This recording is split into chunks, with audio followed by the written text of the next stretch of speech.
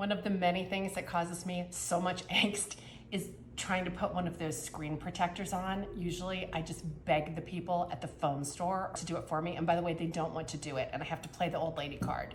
But this company, Magic John, sent me a screen protector and they said it's so easy that even an old lady can do it. So we are about to find out if that is true.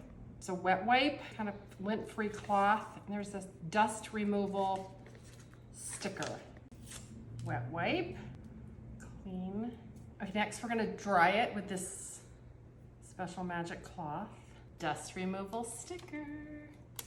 Just do this.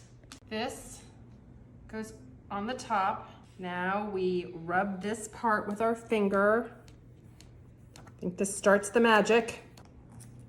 Pull this part off.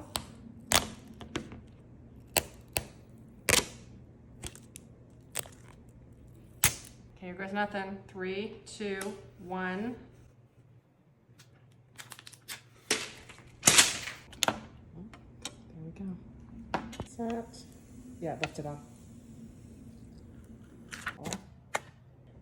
Okay, we did it. No air bubbles. And I have a backup for next time. So I'm gonna say Magic John screen protector, so easy grandma can do it.